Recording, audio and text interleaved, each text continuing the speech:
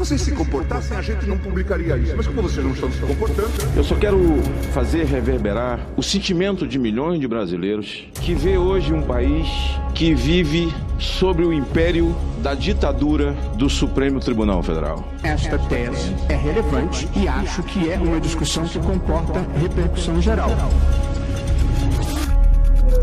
O Supremo Tribunal Federal do Brasil, STF, é o senhor de tudo. Tudo pode, tudo faz, a ninguém dá satisfação. Antigamente, eu disse aqui, tinha uma ilusão de que eles se postavam como suplente de Deus. Mas estou convencido que eles hoje se postam como se Deus eles fossem.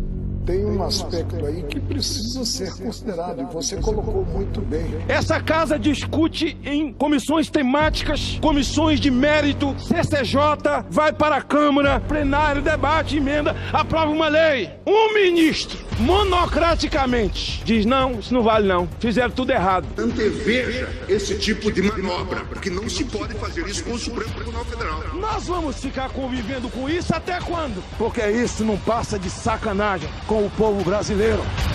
Eu acho que há um país que se perdeu pelo caminho, naturalizou as coisas erradas, em que todo mundo quer levar vantagem, todo mundo quer passar os outros para trás, todo mundo quer conseguir o seu.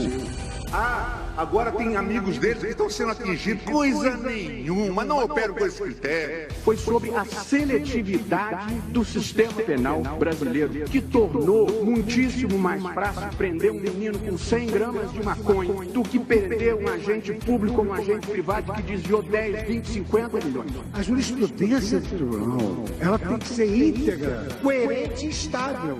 A sociedade brasileira já não suporta mais esse contorcionismo jurídico que o Supremo Tribunal Federal tem feito. Que eu julgo os colegas por mim e atuo segundo a minha ciência e consciência e nada mais. Nós criamos um país de ricos delinquentes pela incapacidade do direito penal de acolher qualquer pessoa que ganhe mais do que 5 salários mínimos.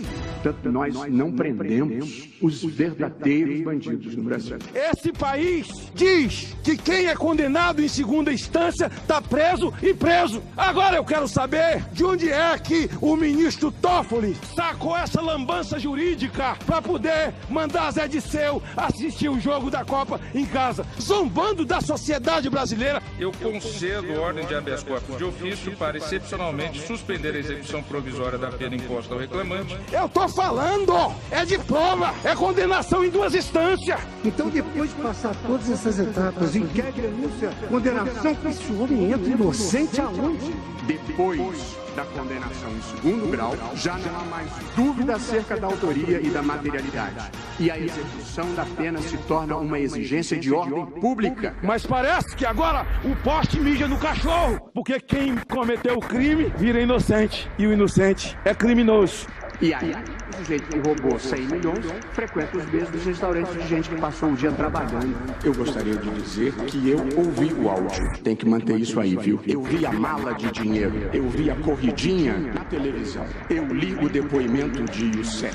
Eu li o depoimento de Funari. Tudo documentado. Bem, chegamos no fundo do poço. Que nada. Encontro das malas e caixas de dinheiro no apartamento de Gedel com 51 milhões de reais. É uma coisa assustadora, lembrando que depois das malas do Gedel, já estão chamando a mala do Rocha Loures de necessário. Porque justiça, que nada! Ninguém tá nem aí! Nós estamos vivendo uma situação beirando a raia da humilhação geral. É necessário que essa casa chame todos os seus ministros paulatinamente ou definitivamente para que eles nos dêem uma aula e diga a atitude que eu tomei, despreparado. Você que é analfabeto jurídico, a atitude que eu tomei, otário, foi com base nisso. Eu diga, olha a atitude que eu tomei, porque eu sou Deus mesmo e faço o que eu quero. Porque Lewandowski veio nessa casa e rasgou aqui a Constituição no impeachment de Dilma, na cara de todos nós. O presidente Dilma pediu permanecer com os direitos políticos. Agora, do ponto de vista político, se entende, né? O espírito é esse, mas do ponto de vista constitucional, parece que é altamente constrangedor, inclusive para o Supremo. O Supremo Tribunal Federal, diariamente, debocha de forma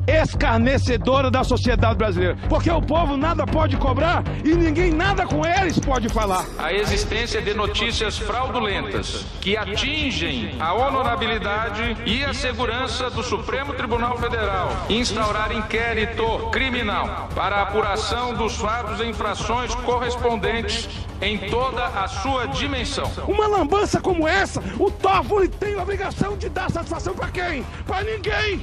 Não dá. Num regime democrático, isso não se pode fazer. Um escândalo isso. A justiça brasileira tem que deixar de tratar de auxílio moradia para fazer um auxílio cidadania, ajudar o cidadão a entender como funcionam as leis e a justiça nesse país. Porquanto uma instituição que não se respeita não pode usufruir do respeito dos destinatários de suas decisões, que é a sociedade e o povo brasileiro. Eles não têm mais nenhuma dificuldade diante das câmeras. Bater boca. Um dia desses, o ministro Gilmar olhou para o Barroso e disse: Eu vou recomendar ao ministro Barroso que feche o seu escritório. Feche o seu escritório de advocacia. Você é uma pessoa horrível, uma mistura do mal com atraso e pitadas de psicopatia. É um absurdo, Vossa Excelência, aqui fazer um comício cheio de ofensas, grosserias, Gentalha, despreparada. São uns cretinos.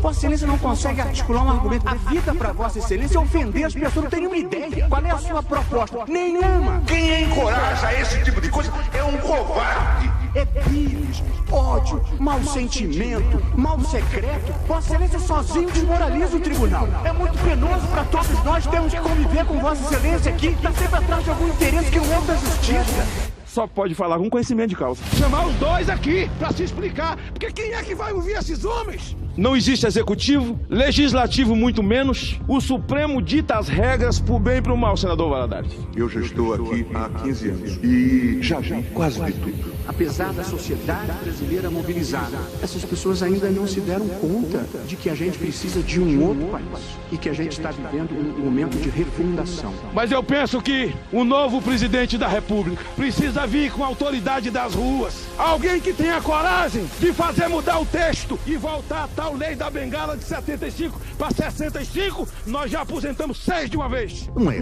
2, não é 3. Muitos. E o mandato passa a ser 8 anos, tão somente. Aí ninguém é Deus. Porque como vamos conviver debaixo dessa ditadura? De fato, nós estamos cometendo injustiças aos robotões. E é preciso dizer não a isso. Há momentos na vida em que a indignação do justo precisa aparecer. Eu não sou conivente, eu faço reverberar. Livrai-nos, pois, Deus, do Supremo Tribunal Federal.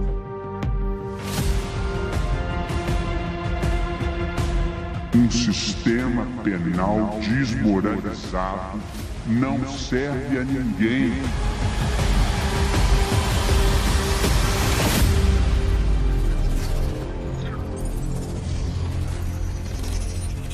Ainda assim, apostamos que um dia todos os corruptos estarão na cadeia, que os jornalistas vão se ater aos fatos. Vamos sonhar que vai haver muitas lava-jatos nos tribunais para dissuadir os mal-intencionados.